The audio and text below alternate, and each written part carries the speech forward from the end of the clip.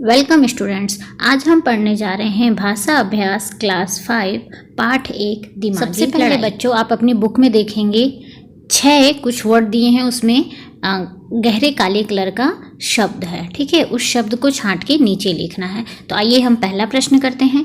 पहला, ऊपर दिए गए वाक्यों में मोटे काले शब्दों पर ध्यान दीजिए और उन्हें नीचे लिखिए। ठीक है, क में क्या होगा? सल्तनत।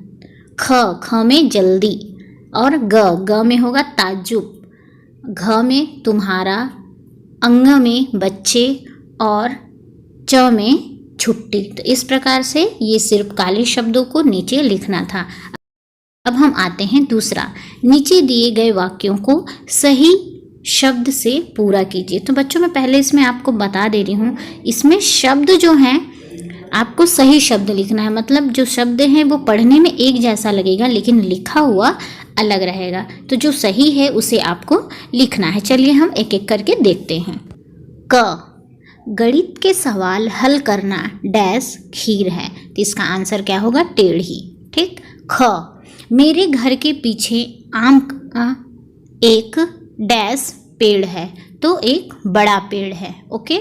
ग, रवि ने दीवार में किल डैश गाड़ी। ठीक है, रवि ने दीवार में किल गाड़ी। घ, रंग का घोल काफी डैश हो गया है। तो गाढ़ा हो गया है। अंग, मैं 2 कदम आगे डैश बढ़ा। ठीक है, मैं 2 कदम आगे बढ़ा। अब आते हैं तीसरे प्रश्न की तरफ। नीचे दिए गए शब्दों से वाक्य बनाकर लिखिए। ठीक है, नीचे जो शब्द दिए गए हैं उनसे वाक्य बनाकर लिखना है। क सल्तनत, ख जल्दी, ग ताज्जुब, घ तुम्हारा, और अंग छुट्टी। ये आपके सबसे पहले प्रश्न में जो शब्द दिए थे बच्चे, उसी शब्द का यहाँ आपके वाक्य बनाना है। ठीक है, तब हम वाक्य को बनाते हैं। क सल्तनत, तो सल्तनत से हमें वाक्य बनाना है। तो चलिए पहला देखते हैं। बाबर की सल्तनत को अकबर ने आगे बढ़ाई। ओके। ख जल्दी, तो जल्दी का वाक्य में प्रयोग हम देखते हैं। राम जल्दी चलो, देर हो रही है। अब आता है ग, राजा को मैंने भीख मांगते देखा तो मुझे ताज्जुब हो गया। अब आते हैं घ, तुम्हारा, तुम्हारा क्या नाम है। ठीक है, और भी इसके अलावा आप लोग कोई भी वाक्य बना सकते। अंग छुट्टी, छुट्टी का वाक्य में प्रयोग होगा। रविवार को स्कूलों में छुट्टी रहती है। प्रश्न चौथा, सल्तनत से जुड़े कुछ चित्र नीचे दिए गए हैं, इनके नाम लिखिए।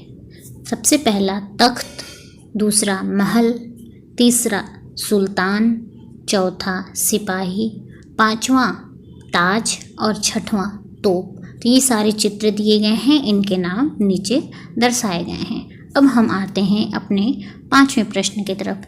एक दिन पड़ोसी सुल्तान, यहाँ पर एक शब्द दिन और पड़ोसी शब्द सुल्तान की विशेषता बता रहे हैं। विशेषता बताने वाले शब्द को विशेषण कहते हैं। आप पाठ में नीचे लिखे शब्दों की विशेषता बताने वाले शब्द छांटकर लिखिए। क सीधी लकीर, ख अच्छे खिलौने, ग भयानक लड़ाई, घ बुद्धिमान दरबारियों, अंग भला आदमी, च भारी सामान। अब प्रश्न नंबर 6, नीचे दिए गए वाक्यों को बोल बोल कर पढ़िए। ठीक है, नीचे जो वाक्य दिए हैं उन्हें बोल बोल कर पढ़ना है। क मैं क्या जानूं, ख उसने ऐसा क्यों किया भला, ग क्यों आया है यह, घ ओफो मैं बर्बाद हो गया, अंग क्यों भाई क्या हो गया आखिर।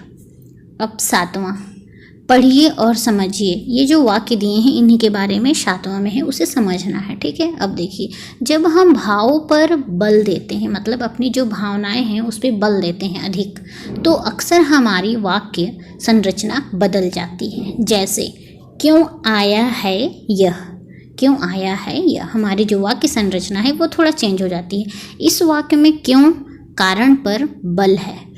हम किसी के आने का कारण जानना चाहते हैं, इसलिए क्यों पहले आया है। इस वाक्य को सामान्य हिंदी वाक्य रचना के अनुसार इस प्रकार लिखा जाता है, यह क्यों आया है। ये नॉर्मल हिंदी है, सामान्य हिंदी है, यह क्यों आया है। तो अब हम प्रश्न पढ़ते हैं 8वां।